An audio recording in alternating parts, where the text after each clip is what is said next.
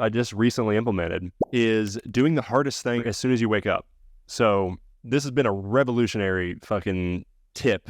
And that was always my biggest struggle. I was always super creative. Like making the videos, honestly, after 16 years hasn't been that hard. Like you just kind of get it as second nature. But it was always the consistency that I struggled with. Usually people that are hyper creative they're not consistent at all. So that was my big failure point. And a lot of people tell you to focus on your strengths or like ignore your weaknesses. I think that's bullshit. I think that's a really stupid fucking way to do it. You need to be aware of your weaknesses, and they'll never be as good as your strengths, but you definitely need to work on them. All right, everybody, welcome back to the Eddy Garcia Talk Show with our special guest here. We've got Garen Phillips. Garen Phillips is a 33-year-old finance YouTuber from Indiana. He skyrocketed to fame on YouTube from a video he posted about 6 years ago titled How I Learned to Day Trade in a Week, which has a total of 6 million views. Since then, he has amassed about a total of 183,000 subscribers on YouTube, 48,000 on TikTok, and 15,000 on Instagram. On May of 2020, he published his second most popular YouTube video, What I Learned Reading 50 Books on Money, educating the viewers on the most important wealth building concepts, resonating with the audience. This video amassed a total of 892,000 views, which relaunched his YouTube career as a finance and wealth expert.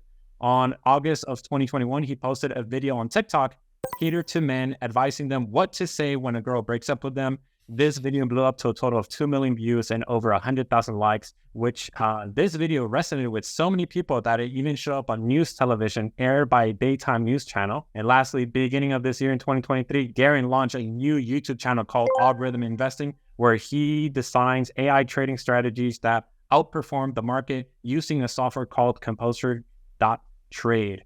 Garen Phillips. Welcome, everybody. Goddamn, dude, that's probably the best intro that I've ever heard. Yeah, sorry. I thought I was good at intros. Nervous, man. Nervous. By the way, everybody, quick intro. This is one of my best friends, man. We met back in 2020. We tried hooked up in a scam. Hooked up in a scam. Let's patch up with David in here. No, you know what? I love Patrick, dude. I love his interviews. I watch him on the regular. But yeah, I'm glad that he got rid of PHP and everything. But hey, did he get rid of it? Well, he sold it. Oh, I didn't know that. Yeah, he sold it earlier this year, I believe. He sold it for almost. He doesn't give us a specific number, but he's sold it for almost $300 million. Okay. So good for him. Very happy for him. I love his interview questions. Even whether you guys agree with his ideology, I don't care. Like I like to listen to people and get their perspectives. I think I'm just like Patrick or David, where I love talking to people, whether they are crazy cuckoo jobs on the whatever side, all the way to people who sound more reasonable, right? So I want to go straight into the questions. So again, there's some few questions that I want to ask you. First of all, how you been? Right, I've been good, man. It's been crazy. So business has been taking off. A lot of changing this year. It's been from where we started 3 years ago, figuring it out. It's been great. I closed. I don't know how private I should be with the details as far as business stuff, but I'm doing really well. I went from doing really bad to really well, and I knew it was just a matter of time. It just took dedication and persistence. And it's so funny because I think we were all going through the same struggles all together. Even our other business partner, Mario, it's like we are catching up and we're doing a lot better. We are all collectively doing better. And same here as well. I'm doing a lot better. We met back in 2020. This was before, again, I already knew about credit. I was already a credit expert, but I just never had a company, right? I was just doing like odd jobs here and there. Odd jobs meaning like I was just getting random clients here and there, helping people out with their credits for a few years until I met Garen. And he's one of the key pivotal people in my life that told me, you need to do credit. Like, holy shit, you need to do credit and you need to start a business with him. So if it wasn't for Garen, and other people like him, I wouldn't be where I am today. So this is why we definitely wanted to link up and shoot this podcast together. So I know that you are from Indiana, which is, I'm from San Diego, so that's a weird connection, right? Like, how the fuck did we become really good friends? You have lived a way different lifestyle than I have. I'm Mexican American. I live in San Diego. I live in a high, fast-paced city where you grew up in Indiana. Yeah, I grew up in the cornfields pouring molten metal. There you go. So, first question right off the bat is like, what life lessons did you learn growing up? That two things that made you the man that you are today, and two, taught you a business skill. Business skill, a lesson that did both, or two separate lessons? No, it's two separate things. Okay. I mean, shit, dude, you hitting me with the hard ones immediately. This is going to take more than 1 hour, 2 to 3 hours. Yeah. How many lessons have I learned? Well, why don't you take a seat? What's the best lesson I just recently implemented is doing the hardest thing as soon as you wake up. So this has been a revolutionary fucking tip that I got. I think Grant Cardone, there's been a few people that have talked about it, different books I've read, War of Art, Turning Pro. I'm a big reader too, for anybody that needs books and stuff. 50 bucks on money, the video. But I started paying attention. I started being more aware of my time and trying to organize my time. That was always my biggest struggle. I was always super creative. Like making the videos, honestly, after 16 years hasn't been that hard. Like you just kind of get it as second nature. But it was always the consistency that I struggled with. Usually people that are hyper creative they're not consistent at all. So that was my big failure point. And a lot of people tell you to focus on your strengths or like ignore your weaknesses. I think that's bullshit. I think that's a really stupid fucking way to do it. You need to be aware of your weaknesses, and they'll never be as good as your strengths, but you definitely need to work on them. So over the past year or two, I've really been organizing and lining out my days and my schedules and how I organize my businesses.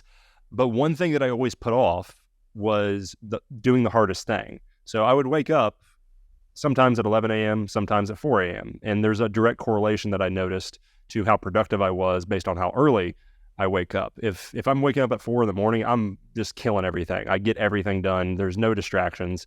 I'm super focused and I get a lot more done. But when I started doing that, I was not doing the hardest thing in the beginning of the day.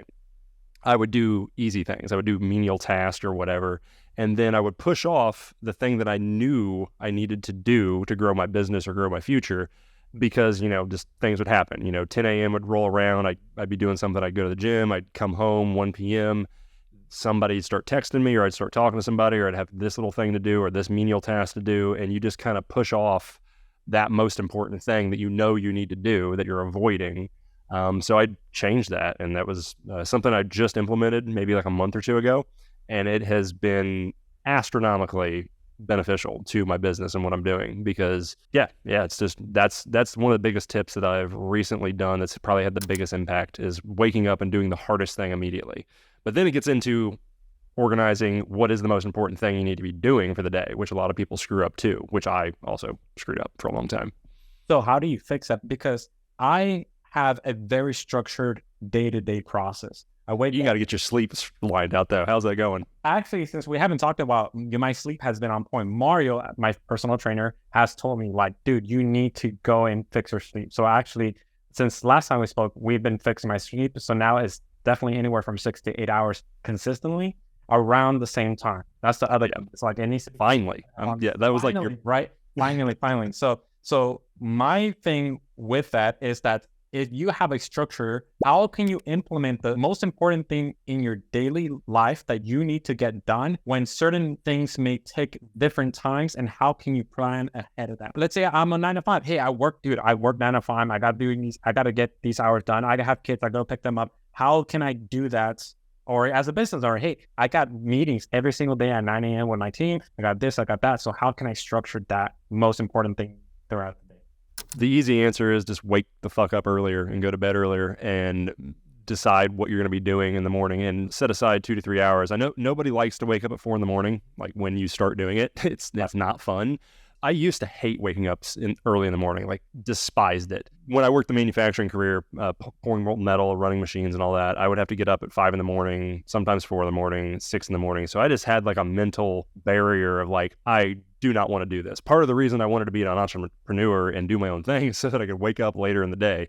Turns out that doesn't really work because you got more responsibility. So waking up earlier, what I found there's two sides of it. There's the actual organizational side, but there's actually the emotional dedication side or the emotional drive. Like there's certain things that you're going to be really passionate about and certain things that you're just not. Like you're really passionate about credit. I'm really passionate about the stock market and making videos and stuff like that.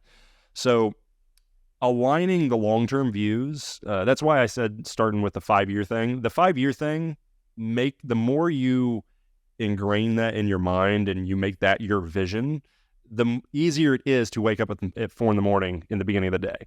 So there's a direct correlation between your long-term goals and your short-term goals. And if you don't have the long-term goals correct, you will fail at everything you do in the short term. So if you want to wake up and just, I want to make a lot of money, so I'm going to wake up at 4 a.m, that's not going to work. Like there has to be a connection between the long-term and the short-term. There has to be a why. Actually, this is something that we just learned today on our morning meeting for my team.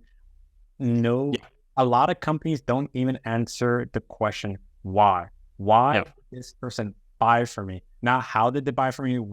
How did they find out about none of that? Like that, at the end of the day, that fails into comparison against the question, why? And even for everything, why did this client have this problem? Why? Always having the question to why. And even, why did I buy this iPhone? Why did I pick this iPhone versus the new iPhone? Why did I pick this iPhone versus an Android? Knowing that and going into companies and being able to ask yourself why, or like eventually, like you said, even to be able to plan it, what do I want to become and why do I want to become that? Yes. I think even more important than the organization and the scheduling is the awareness. If I look back on the past 2 years of everything I've been doing, what I've really been focusing on is awareness, like being aware of everything. Every dollar that I spend, every hour that I spend, every minute, what I'm doing, waking up, like all of that scheduling stuff, that's really comes down to being more aware of what you're doing and being efficient with what you're doing. So like waking up and doing the easiest thing versus the hardest thing. Well, you won't be efficient at what you're doing if you're not aware of why you're doing it, which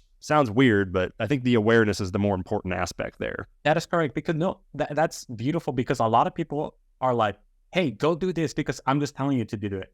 Right? Yeah. When they're they don't think about what they're doing. Hey, you need to eat chicken and rice. Okay, I'm going to eat chicken and rice to lose some weight. But why are you doing it? Right? Maybe it may not be the best thing for you. And just to recap on since you started talking about, what life lessons did you learn? 2 things that I wrote down that I highly agree with you is inconsistent. This is actually something that we're going to talk about in this podcast. We've both been inconsistent as shit. I mean, we've both been consistent, but we're also inconsistent as shit. Correct. And then the other thing I wanted to mention, I totally forgot. I've always told you this. I think you're a fantastic storyteller, bro. Like your creativeness, I think. Really, I always think I'd suck at it. You're one of the best storytellers I've ever goddamn heard. It's so captivating. I can listen to your. You want to pivot to Tijuana? I've listened, like if your algorithm YouTube videos, I mean, I'm not gonna lie, the concept is boring as fuck. Yeah, you find it. I think that's why I got so good at stories, is because the just talking about finance is fucking God. I would have. Right? Okay. We've talked about a lot. We've hung out a lot where you told me again, you've had a completely different lifestyle than I am. You've talked about burning a house down. You've talked about doing something. I didn't burn it down. Okay, whatever. You've done crazy shit. Okay, where I, in the hand, I've not lived that type of lifestyle. But and you talked about you talked about hacking your school's network system and all this. Yeah, crashing the school servers with Nintendo 64 video games. Yeah, correct. So causing about $20,000 of damage. Right, there you go. So what was that one moment in your life where you decided, like, enough, I need to change? Good question. We're getting vulnerable. Yes. I don't like vulnerable. Okay, no. Toxic relationships. Yeah, we're letting the wrong people in. Wrong girl, but it really was just an accumulation of a lot of the wrong people. This gets back to the why. This gets back to awareness. So the past 2 or 3 years, I've been focusing on awareness of my goals and what I'm doing every single day and who I'm spending my time with, but also like my energy, like my emotional energy, my emotional state, how I'm feeling. Like when I wake up, I pay attention to how anxious I am. I pay attention to how fast I walk. Like I pay attention to like little subconscious things that you don't see normally, but it gives me an indication of like where I'm at. And I noticed about a year or two ago when I met Paul, the mindset coach, he put it into really good terms for me. He's a former military, actually he's reserve military still, but he kind of framed everything that you do in life as essentially you are the squad leader of your life, and what the fuck is the mission? Like, what are you doing? If you can't answer that, you're never going to be successful in anything you do, and you're also going to attract really low quality people in your life. Because if you're aimless, you're going to attract aimless people. If you're lost, you're going to attract lost people. Misery loves company.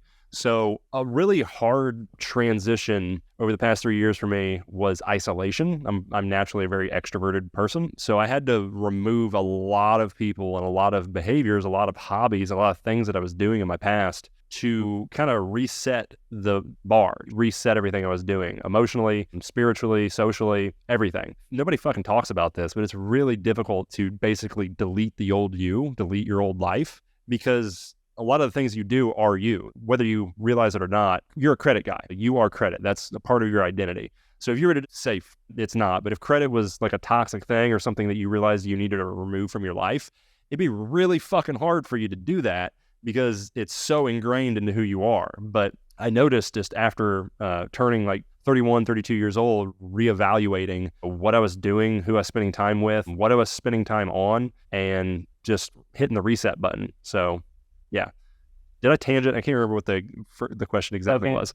So yeah, a little bit, but let me bring it back, because you were talking about leveling up your level of awareness, which is actually beautiful, because one of the things I've learned from another business mentor, Sean Adams, is one of the most beneficial things that you can do for someone is, one, raise their level of awareness about him.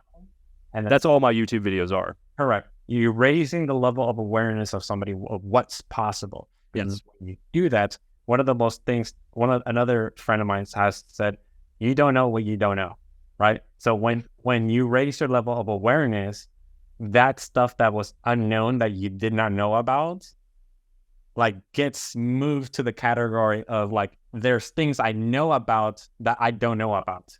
Yeah. Right? Yeah, let's get into some deep psychology and some like collective unconsciousness and creative art and stuff like that.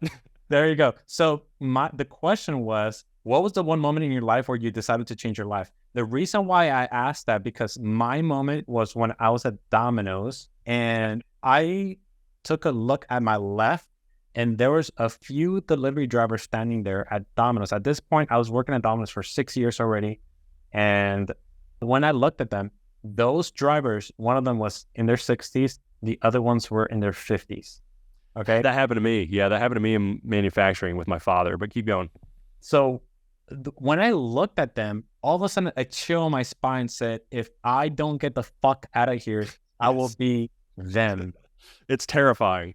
So they were in Domino's anywhere from 10 to 30 years. The oldest guy there, I asked them, obviously years ago, but I asked him once, hey man, what's the craziest change you've seen in Domino's? Why? Because we got a new recipe that day for a different product. And we're like, oh, this is a new thing we got to learn, right? And so the delivery driver, his name is DT. We asked him, hey, DT, what's the craziest change you ever saw? We were thinking like a different pizza, like some special thing. Dude, he said the internet. When the internet came, like it was invented. Well, that was the biggest change he's seen in Domino's. That absolutely blew my mind. I was like, holy shit. Yeah. This guy has been in Domino's for so long that he's like pre the internet. Yeah, it always fascinates me how people just get like comfortable with what they're doing, or they just that's a question that I cannot answer, that I've been trying to answer. It's like, why am I the way that I am? Why are you the way? Why can't we just be chill? Correct. So is there a specific moment where you just sat down, or you were talking to someone and you were like, holy shit, I need to make a major correction in my life? Yeah, I was working in my family's manufacturing facility for 10 years, for a decade, from 15 years old to 25 years old. I started because I blew up a mailbox and almost got thrown into the line of sea. See what I'm talking about, bro? You're always blowing up shit. You're now blowing It wasn't up two videos. There was no fire. It was just a lot of pressure. It was Wasn't a bomb. But now you're blowing up YouTube videos, so that's a good thing. There you go. Yeah. So I got grounded for the summer. My dad's like, you're going to fucking work or like, I'm going to kill you. So 10 years in, a decade in, I had basically taught myself everything, learned everything. I became a manufacturing engineer, 3D design, CAD CAM, programming CNC machines. If you've ever watched like the Shark Tank, when somebody has a physical product they want to make, I basically can make it all, like from on a napkin to full mass production, designing it, programming it, prototyping, 3D printing, all that stuff. I can make it. I hate doing it now because I did it for a decade. But about a decade in, I came into work at like 7 in the morning, 6 in the morning, super early. I sat down at my desk and I was just miserable. I hit the ceiling. There was no more pay. There was no more growth. There was no more learning. I'm a super curious person, so I love learning.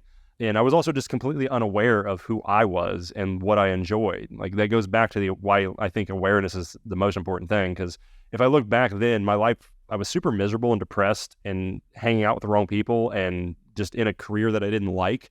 But I had no awareness of it. I wasn't even, it's weird to say now, but you look back on those really rough times and you don't even realize how bad it is or like how unaligned it is with what you're doing in your life. But yeah, it was bad, really fucking bad. But my dad walked in around like 7:30 or so, and he was walking down the hall, and my desk sits, so I'm looking down the hallway, and I just saw him come in. He was 56, 7 or 8 at that time, that age. And it just clicked, like it just hit me, and it terrified me. And he was kind of run down. He'd worked the business since he was 15 years old. His entire life. He never really took vacations, never really traveled, never really did a whole lot. Had a good life. We just are different types of people. I'm super adventurous and like to explore and travel and do things. He's not so much like that, but it just hit me like a freight train, like just looking at him walking down the hall. And I'm like, oh my God, if I stay here, that is going to be me. And it just like absolutely terrified me. And it took me about 2 years to actually quit the career and start the YouTube channel full time and do all that stuff. And a lot of it was preparation, studying, watching YouTube videos, studying the best YouTubers and really researching and learning like how to make a really good YouTube video. But also part of it was just anxiety and fear. Leaving a family legacy of like 85 years was not easy, as well as just being unsure of what you're going to be doing as an entrepreneur. But yeah, that was my oh fuck moment. Nice, that's good, because that I totally resonate with that. Like I said, it was like a hit to the gut, hit to the face, like telling you like, yo, whoever's like talking to me, like you need to get the hell out of here. So that's awesome, man. Thank you for that. So second question I want to ask you, or the next question I want to ask you is, if you were to describe yourself now, what would it be? Like what type of characteristics, or what do you describe yourself as to be? That's a good question. I don't know. I feel like I've been focused so much on other people. Like I think one of the big mistakes a lot of people make is they put their ego into their work a lot. They focus on I, like me. And I think that's just a dangerous way to be an entrepreneur and do business. I think that's a very male psychology way to do business, because I think the reason why there's a lot of CEOs that are men, a lot of entrepreneurs that are men, why? Because what we crave is respect in all our relationships. And how do we get respect? One of the easiest ways to respect is by status. Like, what type of status do you have? This is why we want to make as much money as possible. Who has the nicer cars? Who has the more houses? Who has the more this? Who has the more that? And so as a man, we want to be respected, and therefore we seek validation from others through status. To a certain degree, I think that's a healthy thing to have if it's going to help you remove distractions, remove dangerous things out of your life, and hyper focus on what you want to do. But again, you need to be aware of it. You need to be hyper aware of what you want. So for you, what type of characters do you feel like you have? Like if I were to name Garen, like for example, like even for me, like I said, I told you, I'll be storyteller, fantastic, charismatic, tall, fitness guy, right? Takes off his shirts, bitches go crazy. Like, you know what I'm saying? Okay. So like, what would you describe yourself to be? I don't know. Hardworking, fitness, super creative, super disorganized, a little crazy, little too crazy.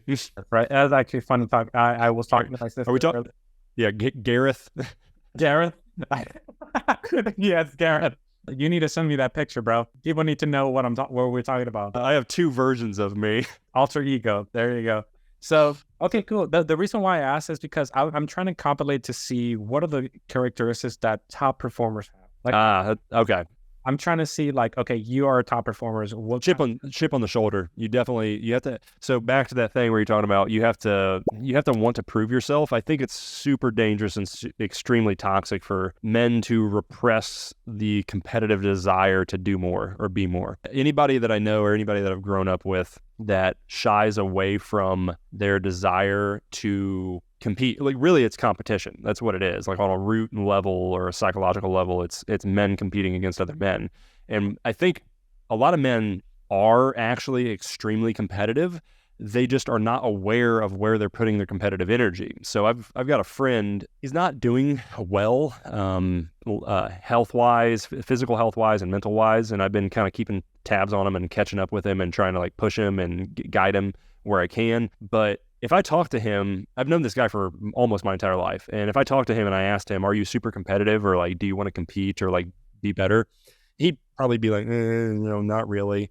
But if you look at how he plays video games, like we used to play a lot of video games back in the day, this dude is like top 1,000 in video. Like he fucking goes hard as shit in video games and will do the most. He'll train and study and do all this stuff in video games, and he's hyper competitive in video games. But I don't think he's aware of how competitive he is, and I don't think he's aware of where he channels that masculine competitiveness. And I think that's one of the most damaging or toxic things in our society today is there's a lot of men that are depressed and miserable with their life, and they're just not aware of where they're taking that energy and putting it. And again, that's why I said over the past 3 years, I've really been focusing on my emotions and energy and where I'm driving stuff in my life. That actually brings me to a very good point in male role models. I believe that male role models in men are pivotal.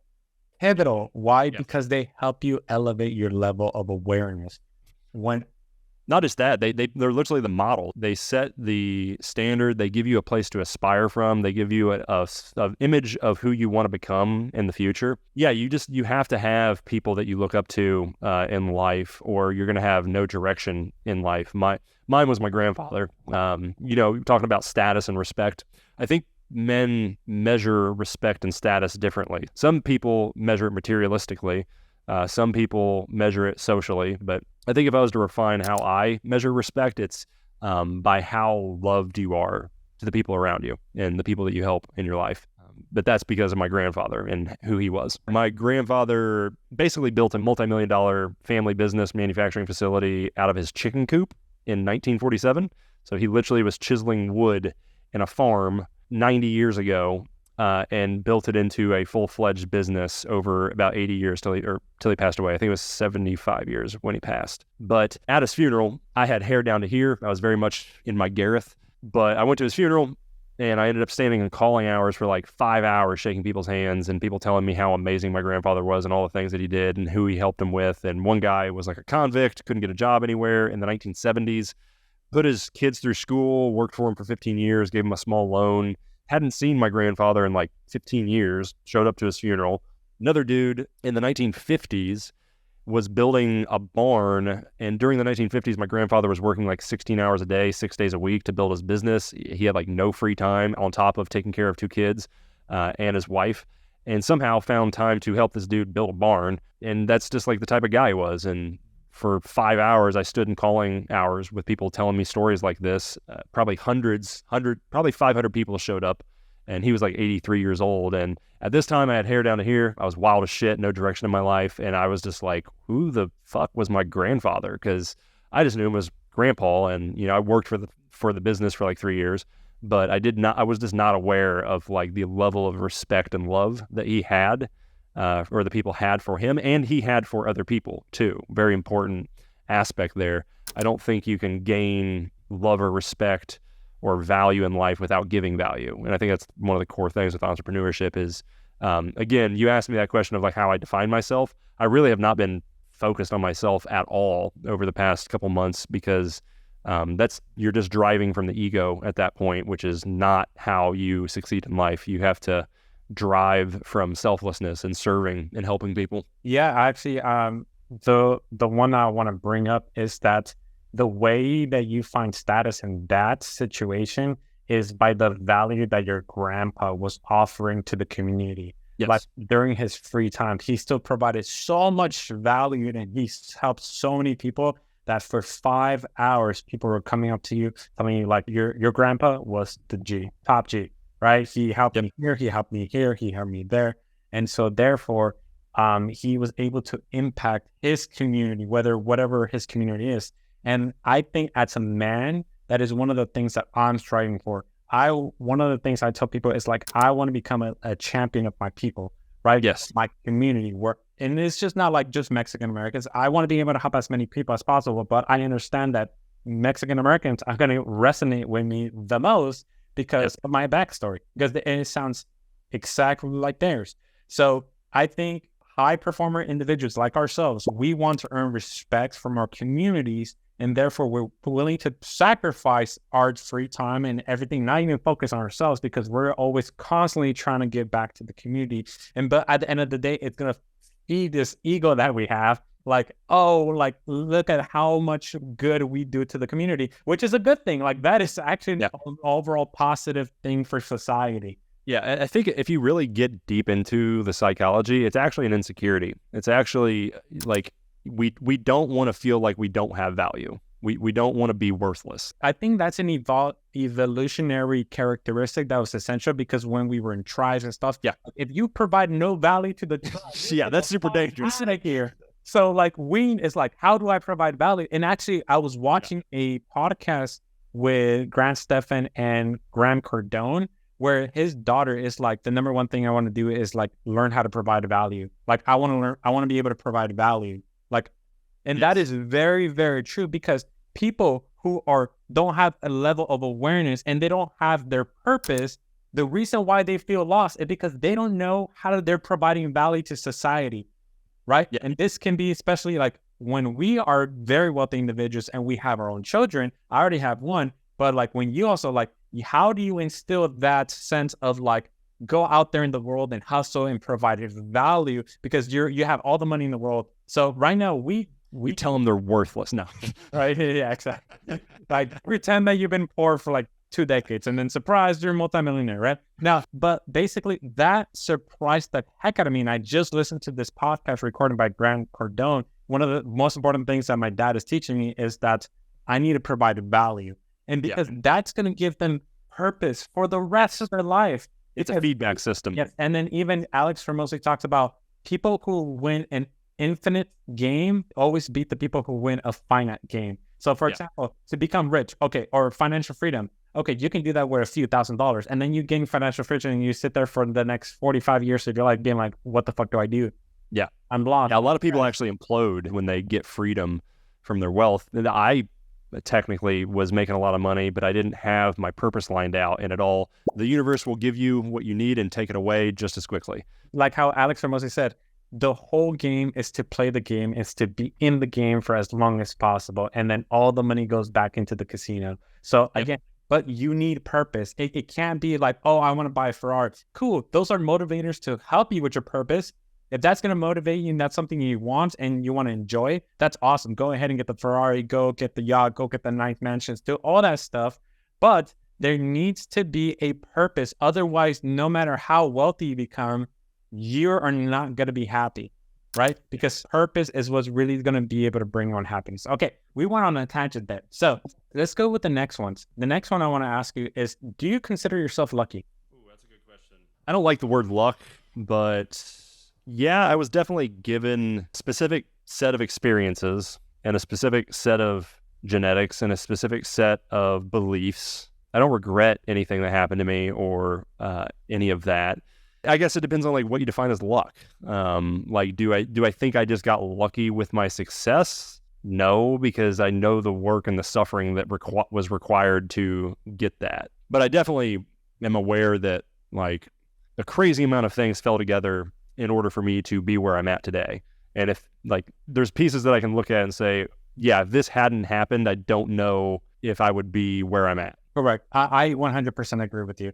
I think it does fall into the consideration of, okay, you need to raise your level of awareness on what the definition of lucky means. Because yes, first of all, I'm very lucky that I was born. I'm very lucky that I was born in America, right? And that I'm a Mexican American, and I was not born in Mexico where it doesn't have the same opportunities as I am here. I'm lucky that I went to private schools. I'm lucky that I went to all these. So many things happen in my life because of just dumb luck.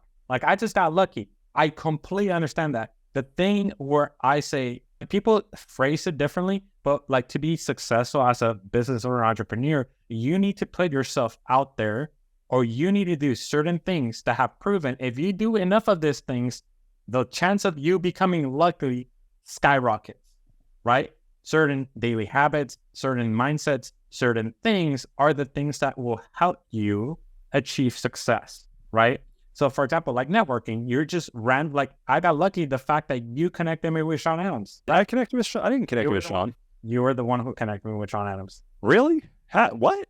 You were working with this funnel guy who in Weston or something like that. And then, oh yeah. Yeah. And then you talked to Sean and you're like, oh, you're in San Diego. And like, I have a boy in San Diego. You connected me and Sean together. Oh, I completely forgot about that. Yeah. Yeah. So it's just lucky. Just luck. It's just like, hey, you should meet so and so. So, but also, like, I don't believe that's lucky though, because you put yourself in a position where the chances just skyrocketed. Yes, like, but you also attract like. Here's the thing: like, if you weren't where you were at, and if you didn't have the energy that you had, and like you approached Sean, it's just, I feel like luck is just a cop out to make excuses for, like, right. I think it's an ego defense mechanism for people that are not successful, or people that struggle with jealousy, or like they want to make excuses for why they're not getting what they're wanting out of life. Correct. So here's the thing. So this is what I say. If somebody asks me, do you consider yourself lucky? 100%. I'm very lucky. I'm very fortunate that I got what I got, that I'm healthy, that I was born here. Like, I had two parents that stick together, that, even though they have problems, they decided to put me in very expensive schools. I got very lucky. There's so many things I can list of how I got lucky. But because of those luck things and the things I learned throughout the way, it led me to have certain mindset beliefs that thankfully put me in a position to where I'm not now, right? Yeah. Where I could have had all those things and then gone a different route, and then I wouldn't be as successful as I am today. I know the amount of work that it takes. Like, for example, if somebody is stumbling upon this podcast, they should consider themselves lucky that they got to listen to this podcast, because now their level of awareness has risen and they're like, holy shit, all of this is attainable now, right? Yeah. But it's up to them now to grind their ass off, to put in the work, to change their mindset, to change their beliefs, gain some practical skills, some technical skills, and put them to work. Any last thoughts on that, or can I move on to the next one? No, we can keep going. Okay, perfect. Next one. Who are your enemies? My enemies? Yes. This is going to be different from competitors, but who are your enemies? Any douchebag who's got an ego that I've ran across that thinks they're the hottest shit since sliced bread. People that have egos. There was a dude in, I don't know if I think it was after you didn't join the other life insurance company, but there was a dude that made like $1 million a year selling life insurance. I can't even remember his name, but he was just the biggest fucking douchebag ever. My upline, he threatened to terminate my contract within like 2 weeks because I was selling a way he didn't like. I was still making money, just not the way that he was making. It's like when it actually reminds me of my math teacher, where I would do math better than how they would do it in the book. Like, I would figure out a faster way to do the calculations, and then I get an F because I didn't do it the way the book was said. Like, fuck you. Like, God, I hate people like that. So anybody that like tries to force me to be a certain way, or has an ego, or just anybody like that, I cannot stand. That's the driving force for me to be successful.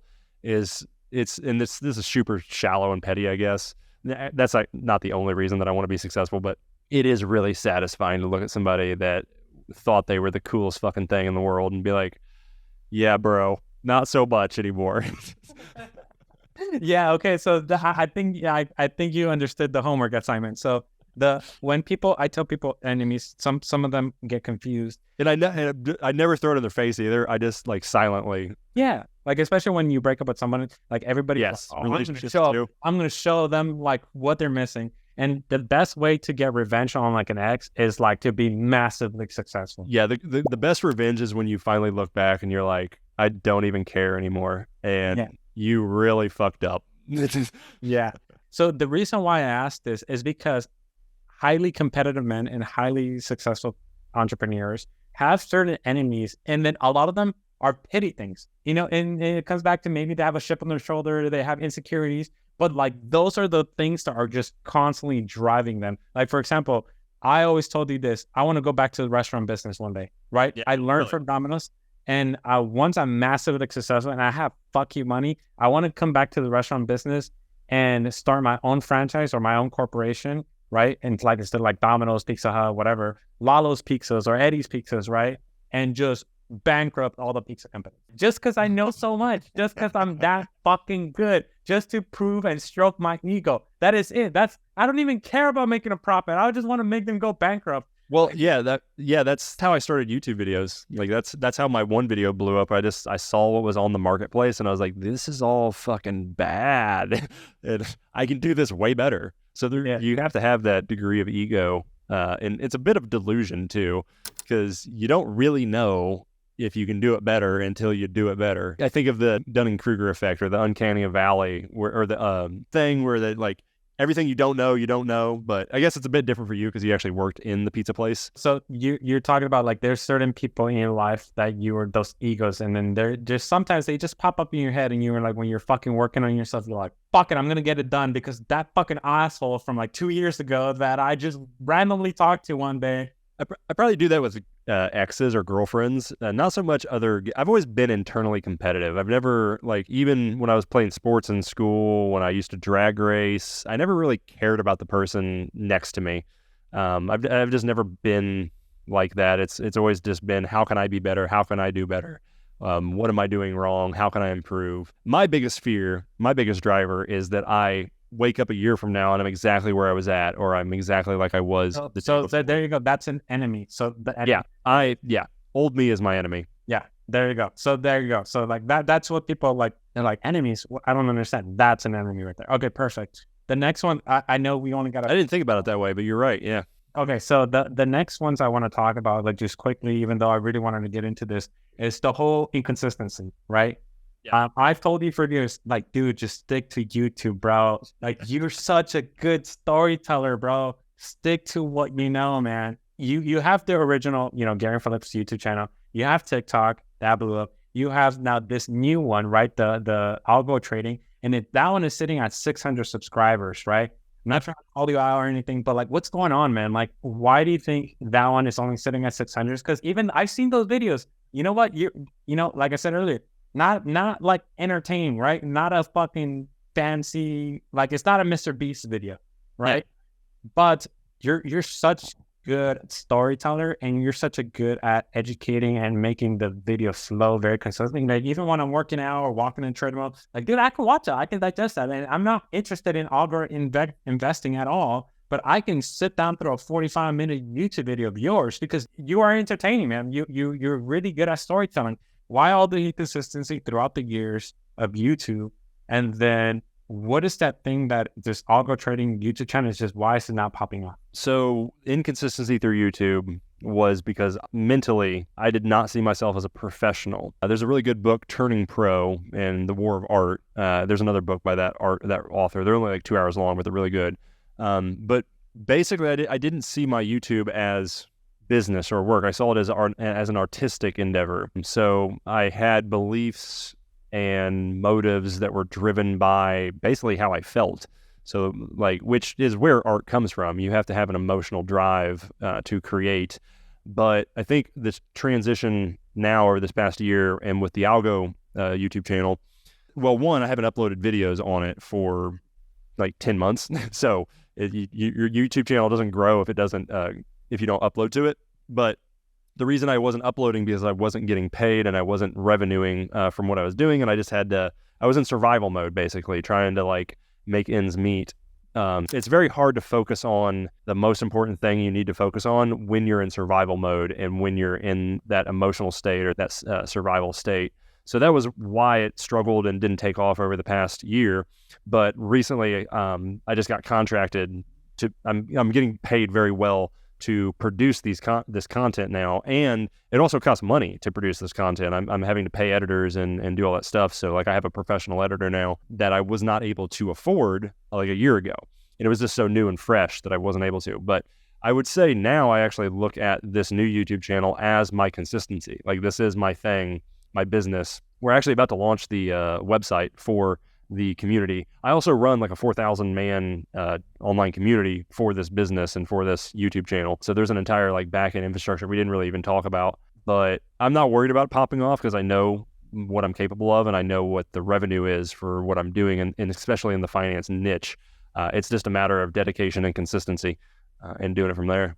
So what's changing now? Like, what is the thing that's changed now? Like, okay, I'm going to be. And I've got a studio. I have a professional place to shoot now. So I think that's another important thing too. I mean, I guess I probably should just disclose. I was homeless like a year or two ago. So like I went from making 20 grand a month to sleeping on couches, and I actually almost slept on Eddy's couch. I was close by when I was sleeping on couches in San Diego. San Diego is a very expensive place to sleep on couches. Yeah. And I was working too. I wasn't just like being a bum, low life. And I was grinding out, trying to start a life insurance agency, trying to do sales and all that stuff and recruiting. Just wasn't working, wasn't the right niche, wasn't aware of so many things that I needed to be aware of that I had to learn. But that's part of the process. Like you've got to get in the trenches, and sometimes the trenches kick your ass, but you just keep going. Now that my revenue is stable, now that I'm incoming and I'm paying off debt, I'm focusing much more on stability and consistency now. I think also I didn't value consistency or stability. I didn't understand its value because I'd always basically been successful very easily. Like it took me a week to make a video that made 6 million views, and that video made me $212,000 just on ad rev, not selling anything, just pure fucking YouTube ad revenue. Like I hate to say it, I guess, but it came easy to me and I got checked. So now I've learned the value of stability and consistency. Right. I love it. So that actually leads me to the next question, and which also brings it back to the whole level of awareness. To end this up, like, what are your next 5-year goals? Next 5 years goal is to stack $100,000 and immediately buy a property. I don't know if I'm going to pay the property off completely, but I'm going to either buy a tiny home or buy a house or buy some kind of real estate that I like in some city that I like. I don't know where. Might be Denver, might be Austin, Texas, might be somewhere else. Just depends on what I find. But the 5-year goal is stability and consistency. So the house, buying the property, is basically, it's fear driven because I was homeless and I was sleeping on the couches, but I think it's more just an importance driver because I've learned what it's like to not have a stable place to work. And when your business is YouTube and stuff like this, it's, pretty hard to do that when you're jumping from place to place trying to stay somewhere. So the first one is to stack $100,000, buy a property, basically pay off the majority of the equity or the mortgage. And I know a lot of people are going to argue if they're finance back or if they understand finance, that's a really bad thing to do from an investment standpoint because you basically have cash or equity sitting doing nothing. But I'll just wait for the next market crash, stock market or whatever, recession. And once everything collapses, I'll take a loan out on my property and then use that to invest in assets that I find value in. But basically, it's just to repeat that process. So get the first house, buy it. Might be a tiny home, like 800 square feet with like double high ceilings. I've got a few ideas that I want, but that's the first one, and then just replicate. So I want to own a property in basically every city that I want to travel to, maybe different countries, because I think my driving force in my life is to explore and travel and do that stuff. And that's the lifestyle that I want to facilitate. So when it comes to creating 5-year goals, I think you have to build goals that fit your personality and fit the lifestyle that you want and the values that you want. So everything I just named is driven from a value or a lifestyle that I like. And I know that I like it too, because I've experienced it. That's pretty much it. 5-year goal. Beautiful, man. Hey, bro, thank you so much for your time. Let the people listening, what are you up to? How can they provide value back to you since you provided so much value in this 1 hour? Plug yourself in. Yeah. If you want to learn the most advanced technology for investors today, I've got a website, investorscollab.com, which is also a Discord community of 4,000 people that build automated trading strategies or automated investing strategies for the stock market. Some of these strategies I've been running are 170% returns at this point in just over a year, while the stock market's basically been sideways. We build robots that invest in the stock market. So if that's something that interests you or you want to learn about that, check out my website and my Discord community. If you just want to learn more knowledge, subscribe to my main YouTube channel, because I'm going to be dropping a lot of master classes, which also I got to talk to you, I guess. Do you want a cameo in that edit video that I'm about to launch? And I'm also going to do a call to action for people to sign up for a masterclass on credit too, if they're interested, because that's the thing. I want to make sure that there's enough people interested in it before we spend, weeks producing it. Absolutely. But yes, of course. You already know, bro. Okay, cool. Awesome. Well, thank you, Garen. I really appreciate it. Everybody, again, I'm going to be linking his social medias, everything somewhere, if wherever you're watching on Spotify or YouTube or wherever you may be watching or listening. Thank you, Garen. Appreciate it. Thanks for having me on, man. It's been good.